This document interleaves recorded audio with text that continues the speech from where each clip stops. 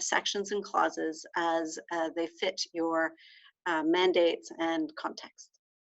So it's now my great pleasure to invite Nicolas Moyer to speak to us about a new sector hub, which will also be supporting organizations in better preventing and addressing sexual-based violence in our sector. Okay, well, thank you very much, Anne and Emilie, for that. Thank you very much to AQOCI for organizing this webinar and inviting us. A very exhaustive code of conduct, which I hope will be of great use to everyone on this webinar and beyond. I don't want to speak too long because I think really this was about the code of conduct, but we wanted at CCIC to be able to share some of the things and resources that will, over the coming months, become available to the sector. And so just building on what has been said at the Canadian Council for International Cooperation, we are the National Association of International Development and Humanitarian Organizations in Canada. Some of your organizations are members, some perhaps are not. We, over the last year and a little more, have been seized with the same desire and need and ambition for us to see significant change within the sector around addressing sexual violence, misconduct, harassment, and PSEA. And at CCIC, that has manifested itself in a few ways over the last years, has already been referenced and is in the code of conduct template. CCIC's steering committee, composed of 14 members to address sexual misconduct in the sector, worked on the drafting and circulation of a leader's pledge, which hopefully your organizations have signed on to. It's not restricted to CCIC members. And so we do really encourage, if you haven't already, as a place to start, that you look at that leader's pledge available on our website at ccic.ca. And making sure that you use that as a conversation starter internally, if that's not already the case. The steering committee last year, after, of course, developing this, also was, through its consultations and the dialogue with global affairs, clearly coming to terms with the fact that there is a very uneven level of capacity within the sector to address such cases within organizations, to understand what is best practice, to even know where to turn for assistance and support in discussing and preparing for cases of sexual misconduct within their organizations and beyond. And so that's why the steering committee developed and is planning for the launch of a sector hub to address and prevent sexual exploitation, harassment, exploitation, and abuse. And this has been funded by Global Affairs Canada. We're grateful for that support and have worked closely with Sherry and her team on this. This was approved a few short weeks ago, and we will be hiring for this role and building out a sector hub that you can expect to begin to see later this fall, and to really get operational fully by the beginning of 2020. And so just wanted to give you a sense of what its intent will be and how it will be of use to you. So obviously its principal objective is to reduce the risks of sexual misconduct and violence within the sector, with a specific focus obviously on women and girls. And so it's intended to look at beneficiaries of programs, but also, and very importantly, at organizational culture to ensure that we reduce the risks of sexual misconduct and violence. And so it will very much be intentionally created as a sector hub and really a center of technical service and advice and guidance and assistance to organizations that reach out to it. In broad terms, there are a range of activities to be expected, not least of which is developing a community of practice of organizations, identifying individuals that will be able to interact on a regular basis with the activities of the sector hub. Obviously, a significant scoping of effort around what is already in place within organizations and being able to build from that by setting some benchmarks that we can use as a sector to track our progress in in addressing sexual misconduct and violence, and being able to measure that together. This hub will be compiling best practices and policies.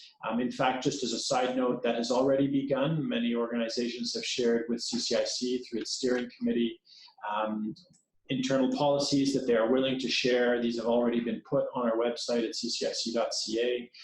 You're certainly welcome to go and see those if they're useful to you. Please do use them. But this will be expanded significantly. The Sector Hub will importantly be building significant capacity building resources for you and your organizations. There will be extensive trainings that will roll out across the country and e-learning modules that will become available to you as well for use. The Sector Hub is really intended to be a main point of contact and reference. It's also being built in the full awareness that there is great work being done across the globe and in Canada already, as we've seen with AQOCI and others. Our intent is not to duplicate, but precisely to be actually able to offer one place that coordinates on behalf of the sector with all these different initiatives and can be complementary in offering a synergistic sort of amplification of the work that is done globally. One of the things that we have identified is really has been shared with us by our national platform counterparts in other countries is the need for a number of case studies to actually think through what the implications of individual cases, which, as you know, can be very, very different from one organization to another, one context to another, and just codes of conduct are not always enough, and that we need those case studies. So that's sort of a broad sense of what is to come.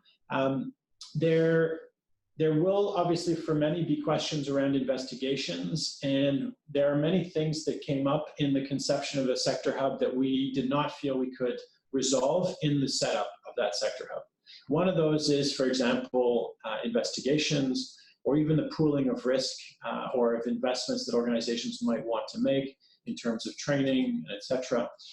So there will be a significant effort around scoping of future work and future support for the sector that will be part of the hub.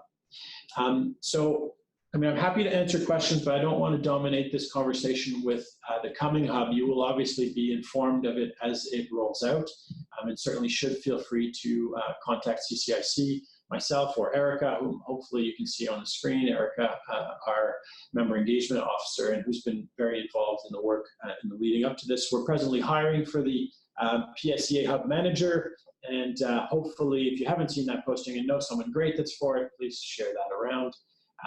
And I'll leave it at that, and back over to you, Anne. Thank you very much. So we're very excited here at l'AQOCI to join in this effort. And there's a lot of work to be done on sexual violence for all organizations, and there's a great need for resources, and we've had a lot of outcry from our membership looking for guidance. So we're very pleased that Global Affairs Canada, CCIC, is able to offer these resources.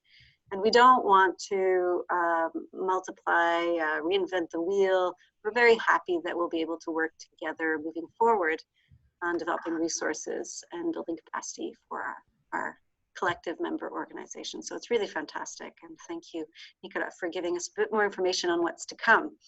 Now, because we have a large number of participants on the webinar, we also have a large number of questions.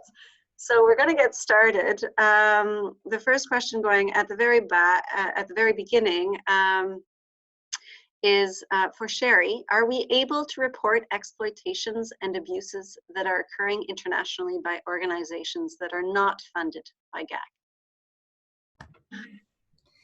Yeah, thanks for that. No, the website is really to report allegations in the context of Canadian international assistance. So if you are aware of an allegation against another organization, let's say it was against the UN or against another country embassy, for example, we would be recommending that the person report it directly to them, because obviously we have very limited influence over some of those independent organizations. So we would be asking that it be reported directly to the organization implicated.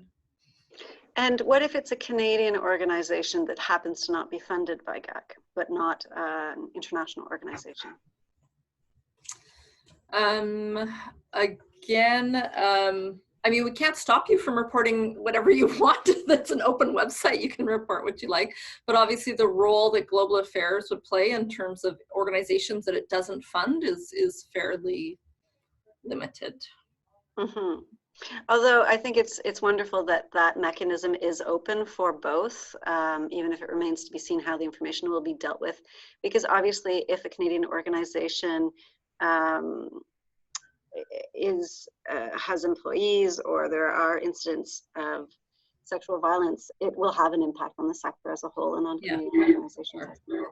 Yeah, and I think, Nick, the CCIC Sector Hub, we've talked about this, that the services available would be available not just to members, but to others as well. And I think certainly, I mean, from all the partners we've talked to, most organizations feel this is an important issue and they want to be doing better. So whether they're funded by us or not, you know, it's certainly international best practice to be doing, to be working on this. So another question, as we can see, reporting is a key issue. How can a survivor, again for you, Sherry, I think there's quite a few, how can a survivor, a Canadian volunteer or paid employee working in the field, follow up to see if a report of allegations that has been submitted by the organization to GAC, how can they follow up? And also taking into consideration going through the organization might not be a viable option due to triggering experiences. Yeah, again, so in terms of issues that happen within a Canadian organization, there are a lot of resources in Canada, whether it be legal resources in terms of going to the police, whether it be support for victims. Our main focus, the reason this team was started, was really around the gap that we see in the most vulnerable. So, you know, a Canadian volunteer has a number of resources available to them that a beneficiary in Mali does not. And so, you know, the objective is really to support and encourage organizations to focus on those areas where there is that gap. Obviously, all of the issues are important, but some of them we, you know, anticipate can be handled within an organization or within Canada. It's a bit easier than some of the international cases. You know, we haven't had this question before, so I'm not exactly sure. I don't see, you know, obviously because the reports that are submitted to us are done so confidentially, so I'm not sure, you know, what approach we would take if somebody followed us and contacted us for, you know, I don't think we would be providing that information to third parties. So, yeah, I don't know if I can give a super clear answer on that. Oh, well, thank you for your transparency and honesty. And I think that we can all recognize that, you know, Global Affairs Canada is developing its capacity as well. And so these questions are important to raise our own reflection. We've all been, the requirements are new, they're coming into place. So I think everyone is working to build capacity, and questions are and I believe will continue to arise over many years. And the important thing is that we're flexible to try and understand and improve as we go forward. Yeah, I would agree. I would say of the cases we have had, very few fall into the category of the kinds of cases we thought we would get. Every case sort of brings up new questions for us. So, exactly. Thank you. We're still on reporting, and I think this is another key question that's causing a bit of confusion, especially between anonymous versus confidential. Yeah. So the question is, can you give guidance on reporting an incident anonymously and the ability of the accused to defend themselves and have due process? So I might turn that over to maybe the people in the Sector Hub or your consultant, because that's really at the level of the organization. In terms of what's reported to us, it's not anonymous. What we're getting reported to us is from an organization about an anonymous complaint that they have received. So that it's up, because the organization is the one doing the investigation, they're the ones that are going to have to deal with how they deal with that anonymous complaint. Global Affairs would not be following up directly on an anonymous complaint. Then I will allow Emilie Mako, and we'll do a quick change of face here. Yeah. Okay. So if I understand the question, that's one of the challenge with anonymous reporting is sometimes we do not have enough information to investigate, and then also if it's anonymous, you know, can we ensure due process for both the respondent and the complainant? So I do not have, you know, a specific answer, unfortunately, but I do recognize that this is definitely, you know, a challenge with anonymous reporting. That's why in the code of conduct, there's more encouragement in terms of, you know, acknowledging that this is an issue and providing more information will enable the organization to intervene. So that's kind of, you know, the compromise that I was able to make, but I don't have a more concrete solution for you, unfortunately, today. So to summarize, anonymous processes can be made available, but confidentiality should be emphasized and encouraged, and educating everyone involved at every level of the organization on the difference between anonymous and confidential channels and the use and importance of both. I'm just scrolling through. Again, for Sherry, we're going to keep you busy. Hot seat from Carrie McElroy from Crossroads. At the GAC-CCIC dialogue last fall, there were a number of legal questions related to the Canadian legal context versus the legal context in the countries in which we work and where we can access guidance to negotiate this space. At the fall meeting, it was mentioned that GAC was speaking with the Justice Department on this. Would you provide an update or information if there is any work moving forward in this area? Yes, I think what we mentioned at the dialogue was discussions we were having around the loopholes, or not the loopholes, the fact that the way the Canadian Criminal Code is written, we cannot prosecute, for the vast majority of cases, we cannot prosecute Canadians in Canada for crimes committed in other countries. There are some exceptions to that around child sex abuse and child trafficking, I believe. And so there have been discussions about could that exception be expanded to other groups, including international aid workers, including spouses of diplomats, for example. So that work is ongoing, as I'm sure you can imagine. It's super complicated in terms of you know, jurisdictional questions between countries, you know, not to mention the implementation challenges around, even if there is a legal way to do it, the challenges around getting evidence from one country to another and witnesses and et cetera, et cetera, et cetera. So those discussions are ongoing, but I anticipate that to be a longer term discussion given how complicated it is and given that it's not just about Canadian aid workers, but they're looking, you know, if they're going to look at loopholes and the kind, not loopholes, but if they're going to look at exceptions that they want to make, they're looking at a broader list, and then they'll have to sort of prioritize and see what is feasible. Thank you. And in follow up to that, there's a question on the code of conduct as it relates to ultimate beneficiaries. So the question is that it's clear that the code of conduct needs to be signed by partner organizations or they need to develop their own. But in terms of informing, educating the people with whom we work in the field, it seems to be a bit of a gray zone. So can we clarify what the expectation is? Yeah.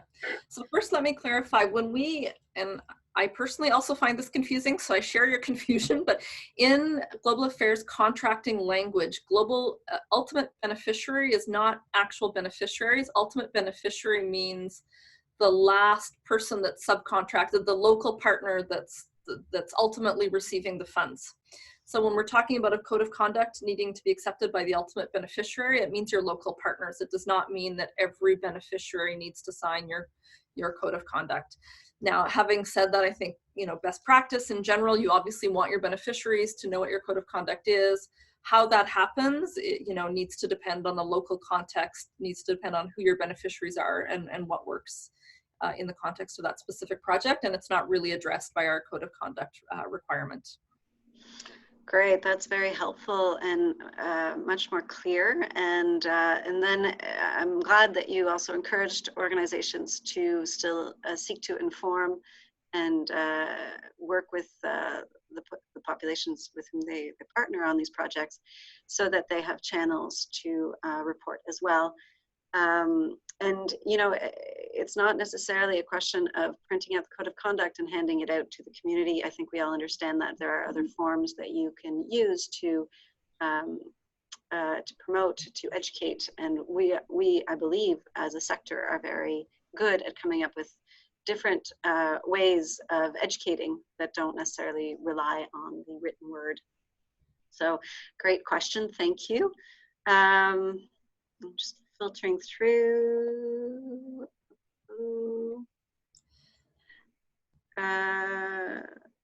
Okay, that one came twice.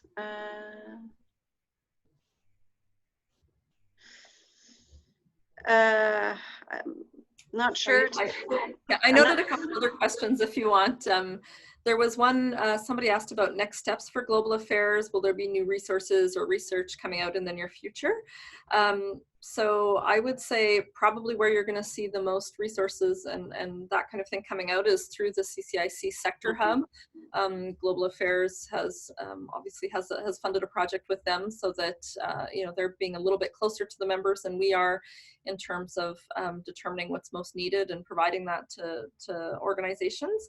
In terms of our team, we are looking a bit more internally right now, to be honest. I'm sure, you know, global affairs is 10,000 people spread out across the world. And so we also need to make sure that our own staff are aware of our requirements and how they should be working with partners. So we are doing some internal capacity building, both with our staff at headquarters as well as our staff in the field. So that's one of our focuses. And the OECD DAC recommendation that was just approved obviously is something else we need to look at in terms of how we're going to implement that. If there's any additional actions that we can take to make sure that we are compliant or moving forward on the kinds of ambitions that are in that recommendation. I also saw a question around, I think somebody was asking if they have to use that full code of conduct that was just presented or if a shorter policy document would be acceptable. You know, in terms of global affairs expectations, again, it's up to each organization and their board or their, you know, their governance structure to decide how they think they can meet that requirement. And we do recognize that how that is met might be different for a 3-person organization versus an international federation. Probably the, you know, it would be a bit different. If I can add, along with this template, which you can adapt as needed, we're also going to provide examples of other code of conducts, because there's a few organizations that have advanced a bit more rapidly this year on developing their own codes of conduct, and it can be useful to compare what different organizations have done. And this code of conduct is, of course, drawing from best practices from all these codes that are now available. And that's the wonderful thing about the Global Affairs Canada requirement that the code of conduct be public, is that it's helping organizations base themselves on other people's documents. So that's been very helpful as well. I also see another question from Bella Lam, who I've never met, but who I replaced in my previous job. So hello, Bella. I hope we meet one day. Bella's asking about whether all local partners in a country where they work need to sign on, or just partners involved in the GAC-funded project. I mean, for us, I think our official requirement would it be that it's partners that are being funded through the Canadian funding. Great. So I'm going to keep working our way down the list. There's another question on the code of conduct, how thorough it might need to be. I believe we've answered that question. And possibly that is the end. Well, if I may, there's a question asking how we should plan for all the resources needed to train and investigate in Canada and internationally if we may not have the funds necessary as an SMO. And I think it's a fundamental question. I think that we all need to find ways to get there. And, you know, it's not a good analogy, but it's one that I find myself using often, is that we don't question the investments we have to make in financial oversight, financial management, fraud mitigation, audit. This is part of the cost of doing business. And our sector has to get to a place where addressing these questions is cost of doing business. And so that's not, it doesn't make it easier, that's why the sector hub's being set up, so that hopefully as much of these resources can be centralized as possible. But there will need to be time dedicated within organizations to addressing this. And the code of conduct is one way of getting there. It's a really important external imposition that is allowing us to trigger that work. But I would also say that over the next 3 years, you'll get real support from the Sector Hub to do this and have a technical expert available to call upon to help you work through some of what this means. We also are seized with the fact that there's a much broader question around some of the things that might not be legitimate to invest in significantly as a small organization, but that might be pooled resources. So think about, risks of being sued. Is that something that you'd want to be able to deal with alone or to share as a pooled risk? And so we'll be examining questions like that, and hopefully you can be part of helping us determine what might be feasible to share resources. Great, thank you, Nicolas. Great point. And you can see now that a lot of organizations, including AQOCI and the different councils and CCIC, are trying to play that role of pooling resources or developing resources that are useful for all organizations. And I'll go back to these 4 briefing papers that Spur the Change just translated. The first gives an overview on the basic concepts and the phenomenon of sexual violence in international development. The second one provides an overview of what is needed, all the different elements that are needed within an organization to properly prevent. So from the code of conduct to the policy, to cultural change, to reporting mechanisms as well. The third is on training. So yes, it's not just a code of conduct, it's not just investigation, but it's training your staff and how you can integrate elements of this training for your cooperants, for your volunteers, for your staff, and to train continuously, and to train new staff, to train the board of directors. So we're trying to provide you the pieces so that not every organization that can afford to perhaps hire a consultant specialized in that can move forward in addressing these issues within their organization. And finally, the fourth briefing paper is actually a checklist. And it's a very quick and dirty way to go through all your organizational processes and trainings to see how you are and if you are addressing sexual violence in the different elements so that your organization is better prepared to prevent and address sexual violence. So, and there's more to come. So we're aware that it's difficult for small and medium-sized organizations. And here at AQOCI and the CQFD, the members of the committee are primarily small and medium-sized organizations. So we hope that by involving them, these tools and resources are adapted and meet their needs. I'm just going to scroll down, make sure that there are no new questions. So yes, we will provide a link to those papers. They'll be available on our website. We're going to create AQOCI's first English landing page on sexual violence, which is really exciting. It'll be available today.